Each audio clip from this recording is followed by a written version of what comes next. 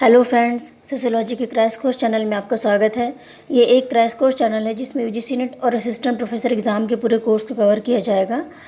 आज हम रोज़गार को पढ़ेंगे और ये यूजीसी नेट का नए सिलेबस का एक चैप्टर है। तो वीडियो शुरू करने से पहले आप वीडियो को लाइक कर लीजिए क्योंकि ये वीडियो आपको पसंद आने वाला है। ठीक है, तो शुरू करते हैं आज का वीडियो। रोज़गार का मतलब क्या होता है? रोज़गार का मतलब होता है कि आजीविका के साधन के लिए व्यक्ति जो अर्निंग करता है, यानी व्यक्ति किसी साधन को के द्वारा पैसे कमाता है और उससे अपने परिवार का खर्च संभालता है, तो उसको हम क्या कहेंगे? रोज़गार कहेंगे। ठीक है। और बेरोजगारी का मतलब है कि जब व्यक्ति के पास वही चीज़ नहीं होती, यानी कि रोज़गार नहीं होता, आजीविका के साधन नहीं होते, तो उसको हम क्या कहेंगे? वो बेरोजगार हो गया। ठीक है। फिर देखिए, बेरोजगारी होती क्या है? बेरोजगारी का मतलब है वह अवस्था जिसमें व्यक्ति बाजार में प्रचलित मूल्यों पर काम करने का इच्छुक हो और उसे काम न मिले। ठीक है, यानी व्यक्ति जो है वो प्रचलित मूल्यों के आधार पर ही काम करने का इच्छुक है। ठीक है, जो पैसे दे रहे हैं सब उतना वो लेकर ही काम करने के इच्छुक है, फिर भी उसे काम नहीं मिल रहा है, तो उसको हम क्या कहेंगे? बेरोजगार कहेंगे, और इसको बेरोजगारी कहेंगे, इस स्थिति को। अर्थशास्त्री किन्स ने कहा है कि बेरोजगारी जो है ये सबसे बड़ी समस्या है। इन्होंने विश्व की सबसे बड़ी समस्या किसको माना? बेरोजगारी को माना। किसी भी देश में बेरोजगारी की जो मात्रा होती है वो अलग अलग होती है। जैसे इंडिया में अलग है बेरोजगारी की मात्रा, चीन में अलग होगी, फिर बांग्लादेश में अलग होगी, पाकिस्तान में अलग होगी, श्रीलंका में अलग होगी, फिर रूस में अलग होगी। तो अलग अलग देश में बेरोजगारी की मात्रा अलग अलग होती है। और क्यों अलग होती है? क्योंकि प्रत्येक देश में पूंजी निर्माण की दर अलग होती है। यानी किसी भी देश में बेरोजगारी की मात्रा किस पे डिपेंड करती है? इस पे डिपेंड करती है कि पूंजी निर्माण की दर वहाँ पर कैसी है। जिस देश में जितना ज़्यादा पूंजी निर्माण होगा उतना ही ज़्यादा वहाँ पे लोगों को रोज़गार मिलेगा, और जहाँ पे जितना कम पूंजी निर्माण होगा वहाँ पे उतना ही कम रोज़गार मिलेगा। ठीक है, तो ये एग्ज़ाम में बहुत ही इंपॉर्टेंट क्वेश्चन है कि किसी भी देश में रोज़गार किस पे डिपेंड करता है, तो वो है पूंजी निर्माण की दर।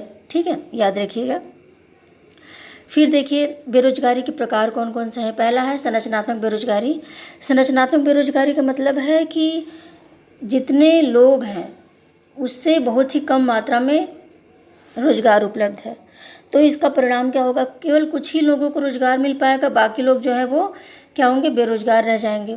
तो संरचना में ही ऐसा है कि रोजगार है ही नहीं, संख्या ज़्यादा है, रोजगार कम है। ठीक है, तो संरचना ही लोगों को बेरोजगार बना रही है। प्रच्छन्न बेरोजगारी देखिए क्या होती है। प्रच्छन्न बेरोजगारी का मतलब होता है कि व्यक्ति जो होता है वो कार्य में तो लगा है लेकिन उसके कार्य का कुछ परिणाम नहीं निकलता। जैसे कृषि क्षेत्र होता है, कृषि में क्या होता है? थोड़ा सा खेत है, थोड़ी सी ज़मीन है और उसमें 15-15, 20-20 लोग लगे हुए हैं, कोई कुछ कर रहा है, कोई कुछ कर रहा है। तो इससे क्या होगा कि यदि उस कार्य को 2 लोग भी करें तो भी वो बहुत ही तेज़ी से वो काम हो जाएगा और उतने ही समय में होगा। लेकिन 15 लोग लगे हैं और उसी काम को और भी लेट में कर रहे हैं और उनके काम करने का कोई मतलब नहीं है। वही लोग कहीं और जाकर यदि अपने श्रम का निवेश करें तो ज़्यादा अर्निंग हो सकती है, लेकिन वो वैसे ही लगे हैं। तो प्रच्छन्न बेरोजगारी का मतलब है कि व्यक्ति जो है वो काम में लगा तो है लेकिन उससे उत्पादकता पर कोई प्रभाव नहीं पड़ रहा है। उसको हटा लेने पर भी उत्पादन उतना ही होगा, उसको लगा देने पर भी उत्पादन उतना ही होगा। फिर देखिए, मौसमी बेरोजगारी क्या है। मौसमी बेरोजगारी का मतलब है कि केवल वर्ष में कुछ समय के लिए ही लोगों को रोज़गार मिलता है। जैसे आइसक्रीम की फैक्ट्री हो गई, उसमें कार्य करने वाले वर्कर्स हो गए, उनको केवल गर्मियों में ही काम मिलेगा। ठीक है, वैसे ही ठंड के मौसम में जो कुशन्स वगैरह होते हैं उससे संबंधित जो श्रमिक होंगे उनको ठंड के मौसम में काम मिलेगा। और कृषि के क्षेत्र में भी जो श्रमिक रखे जाते हैं वो भी मौसम के अनुसार ही होते हैं। ठीक है, फिर देखिए अगला है खुली बेरोजगारी। खुली बेरोजगारी का मतलब है कि बिल्कुल भी बेरोजगार होना, घर पे बैठना। मतलब छोटा मोटा कोई भी कार्य वो व्यक्ति नहीं कर रहा है, 1 रुपये का भी पैसा नहीं कमा रहा है, तो उसको क्या कहेंगे? खुली बेरोजगारी कहेंगे। अल्प बेरोजगारी का मतलब है कि काम तो मिला है व्यक्ति को लेकिन पर्याप्त काम नहीं मिला है। ठीक है, उसकी योग्यता जो है वो बड़े काम की है लेकिन उसको बहुत ही छोटा सा काम मिला है, तो उसको अल्प बेरोजगारी कहेंगे। फिर है शिक्षित बेरोजगारी, यानी कि योग्यता के अनुसार कार्य न मिलना। आपने देखा होगा कि पीएचडी धारक बहुत ही ज़्यादा कैंडिडेट जो थे उन्होंने क्लर्क नहीं, छोटे और भी छोटे कर्मचारियों के लिए, स्वीपर वगैरह के लिए फॉर्म डाले हुए थे। तो पेपर में इसका ऐड भी आया था, हमने देखा हुआ था कि बहुत ही ज़्यादा जो शिक्षित हैं, नेट क्वालिफाई बच्चे जो हैं वो भी क्या कर रहे हैं, स्वीपर के पोस्ट के लिए डाल रहे हैं, 4th क्लास एम्प्लॉइज़ के पोस्ट के लिए डाल रहे हैं। ठीक है, तो ये क्या है, ये शिक्षित बेरोजगारी है। उनके पास डिग्रीज तो बहुत है, योग्यता बहुत है, लेकिन वो बहुत ही छोटा कार्य करने के लिए भी विवश हैं, क्योंकि उनको अपनी योग्यता के अनुसार कार्य नहीं मिल रहा है। ठीक है, फिर है विकसित देशों में बेरोजगारी। विकसित देशों में कैसी बेरोजगारी पाई जाती है, क्योंकि वहाँ की कंडीशंस बिल्कुल अलग है। वहाँ पे बहुत ज़्यादा जनसंख्या भी नहीं है, गरीबी भी नहीं है ज़्यादा, तो वहाँ पे कैसी बेरोजगारी पाई जाती है देखते हैं। शिक्षित देशों में जो बेरोजगारी पाई जाती है, पहला है चक्रीय बेरोजगारी, यानी अर्थव्यवस्था के उतार चढ़ाव के कारण कुछ समय के लिए व्यक्ति के पास काम न होना। ठीक है, कभी कभी मंदी चल रही है या फिर कुछ और हो गया, तो अर्थव्यवस्था का जब उतार चढ़ाव होता है तो कुछ घंटों, कुछ दिनों के लिए ही व्यक्ति बेरोजगार होता है, तो इसको चक्रीय बेरोजगारी कहते हैं। फिर है प्रतिरोधात्मक बेरोजगारी, यानी दो नियुक्तियों के बीच जो खाली समय होता है, यानी व्यक्ति छोटे पद पे काम कर रहा था और उसका जो प्रमोशन है या फिर उसने कोई कहीं पे और अप्लाई किया और उसने अपने योग्यता के अनुसार उस पोस्ट को पा लिया, तो एक पोस्ट को छोड़ने दूसरे पोस्ट को प्राप्त करने के बीच की जो अवधि होती है, इसी में जो खाली रहता है उसको क्या कहेंगे, प्रतिरोधात्मक बेरोजगारी। तो ये बेरोजगारी दो प्रकार की मेन रूप से पाई जाती है विकसित देशों में। इसके अलावा एक और प्रकार की पाई जाती है बेरोजगारी की ऐच्छिक बेरोजगारी इसको बोलते हैं, यानी व्यक्ति जो होता है वो अपनी स्वेच्छा से बेरोजगार रहता है। वो बाजार मूल्यों से भी, जो बाजार में प्रचलित मूल्य है श्रम का, उससे भी ज़्यादा मूल्य की मांग करता है, और जब लोग इनकार कर देते हैं कि नहीं बाज़ार में तो इतना प्रचलित है, आप इससे ज़्यादा कैसे ले रहे हैं, तो वो क्या करता है, वो काम करने से मना कर देता है। तो वो अपनी स्वेच्छा से क्या है, बेरोजगार है। ये 3 प्रकार की बेकारी जो है विकसित देशों में पाई जाती है, और इसको याद रखिएगा। विदेशों में क्या है कि काम की गारंटी होती है, यानी जितने समय के लिए श्रमिक को रखा गया है उससे पहले वो नहीं निकाल सकते। इसके अलावा काम जो होता है वो बहुत ही अच्छी कंडीशंस में कराया जाता है, अच्छे यूनिफॉर्म दिए जाते हैं, अच्छा भोजन दिया जाता है, अच्छी तनख्वाह दी जाती है। वहाँ के जो श्रमिक होते हैं वो बहुत ही अच्छा जीवन जीते हैं। ठीक है, और यहाँ पे क्या होता है, यहाँ पे श्रमिक जो है बहुत ही बेकार जीवन जीते हैं। उनको किसी भी तरह से कार्य को करना है, वो मर रहा है, जी रहा है, तबीयत उसकी ख़राब है, इससे कोई मतलब नहीं। खतरनाक स्थितियों में भी श्रमिकों को कार्य करने के लिए विवश होना पड़ता है, और कोई बीमा योजना वगैरह कुछ भी नहीं पाई जाती है। बहुत ज़्यादा कष्टप्रद जीवन जीते हैं। तो फिर ठीक है, देखते हैं भारत में कौन सी प्रकार की बेरोजगारी पाई जाती है। भारत में 3 प्रकार की बेरोजगारी पाई जाती है। पहला है मौसमी बेरोजगारी, जो मैंने बताया मौसम के अनुसार होता है। फिर प्रच्छन्न बेरोजगारी, यानी व्यक्ति कार्य कर रहा है, उसके काम का कोई मतलब नहीं है। फिर है अल्प बेकारी, यानी योग्यता ज़्यादा है और काम बहुत छोटा सा कर रहा है। ठीक है, योग्यता के अनुसार काम न मिलना। ये 3 प्रकार की बेकारी जो है वो इंडिया में पाई जाती है। बेरोजगारी के कारण कौन कौन से होते हैं देख लेते हैं। पहला है जनसंख्या वृद्धि। मैंने आपको बताया था कि रोजगार बहुत ही कम है और जनसंख्या बहुत ही ज़्यादा है, और सबको रोजगार कैसे मिलेगा, केवल इतनी जनसंख्या को ही रोजगार मिल सकता है। ठीक है, तो बाकी जनसंख्या जो है वो बेकार ही रह जाएगी ना। एक तो ये हो गया। फिर देखते हैं धीमी विकास दर, यानी पूंजी निर्माण की दर जो होती है वो धीमी हो जाती है, तो क्या होता है, कम लोगों को रोजगार मिलता है। फिर दोषपूर्ण आयोजन, जो नौकरी दे रहे हैं या फिर कार्य दे रहे हैं वो ऐसा आयोजन कर रहे हैं कि योग्यता के अनुसार लोगों को नहीं मिल पा रहा है। ठीक है, तो ये हो गया दोषपूर्ण आयोजन। बेकारी दूर करने हेतु कुछ योजनाएं हैं। कौन कौन सी योजनाएं हैं देख लेते हैं। पहला है राष्ट्रीय ग्रामीण रोजगार गारंटी योजना, यानी मनरेगा। मनरेगा का नाम आपने सुना होगा। इसका शुभारंभ आंध्र प्रदेश के अनंतपुरम जिले में हुआ था, और 2 फरवरी 2006 को हुआ था, और 200 जिलों में पायलट प्रोजेक्ट के रूप में ये शुरू किया गया था। ठीक है, और 1 अप्रैल 2008 से जम्मू कश्मीर को छोड़कर देश के समस्त जिलों में इसको लागू किया गया, और इसका उद्देश्य प्रत्येक ग्रामीण परिवार के वयस्क सदस्य को न्यूनतम 100 दिन का रोजगार उपलब्ध कराना था।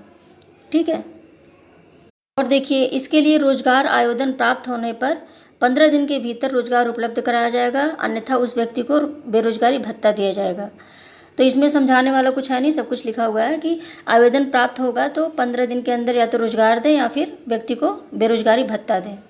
फिर है दीनदयाल अंत्योदय योजना। इसके अंतर्गत क्या है, गरीबी रेखा के नीचे के परिवारों को स्वरोजगार बढ़ाने के लिए कार्य करना, यानी उनको ऋण देना, या फिर ग्राम के लोग ही उसको क्या करेंगे, कुछ पैसे दे देकर उसको ऊपर उठाएंगे। ठीक है, अंत्योदय योजना क्या है, अत्यंत जो नीचे गिरे हुए दबे कुचले लोग हैं उनको ऊपर उठाना।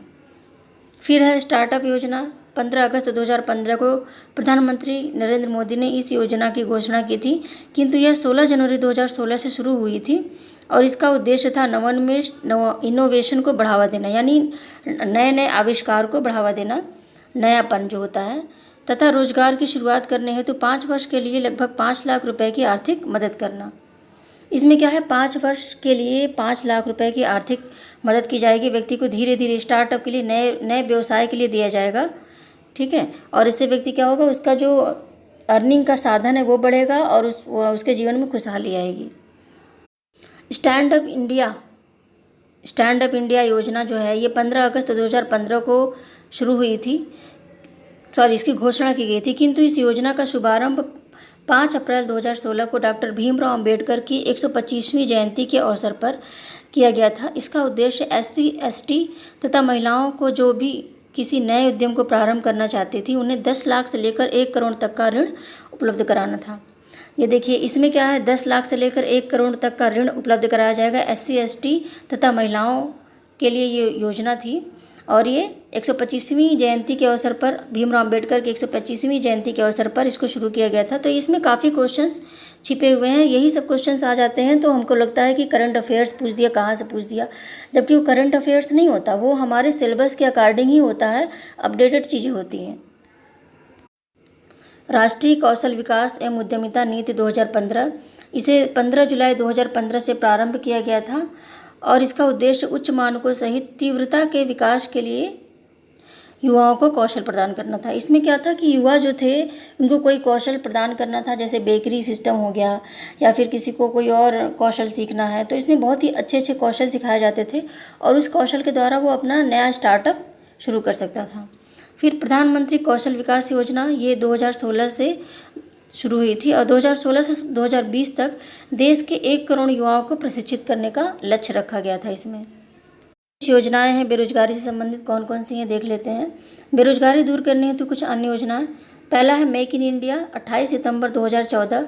मेक इन इंडिया का मतलब है कि भारत में ही भारत की बनी हुई चीज़ें जो है वो ज़्यादा से ज़्यादा लोग उपयोग करेंगे।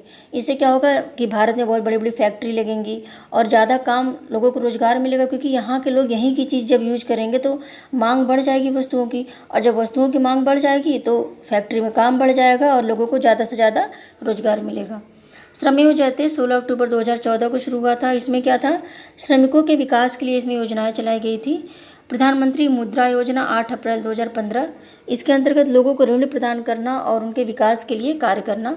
शिक्षा और कौशल विकास से संबद्ध योजनाएं कौन कौन सी हैं, नई मंजिल, उस्ताद, नई रोशनी, मानस, ये सारी योजनाएं जो हैं लोगों को कौशल विकास के द्वारा उनके विकास को सुनिश्चित करना था। ओके, तो आज के वीडियो में बस इतना ही। तो मेरे वीडियोज़ को लाइक कर लीजिए यदि आपको वीडियो अच्छा लगा हो तो, और मेरे चैनल को सब्सक्राइब कर लीजिए ताकि ऐसे ही वीडियोज़ आपको बार बार मिलते रहें, और बेल आइकन को दबा दीजिएगा ज़रूर ताकि मैं कोई भी वीडियो अपलोड करूं तो उसकी नोटिफिकेशन आपके पास पहुंच जाए। ओके, तो यदि आपको कोई टॉपिक पे वीडियो चाहिए तो आप मेरे कमेंट बॉक्स में लिखिए, मैं आप उस पर अच्छा सा वीडियो बना दूँगी। ठीक है, तो मिलते हैं फिर अगले वीडियो में, तब तक के लिए बाय।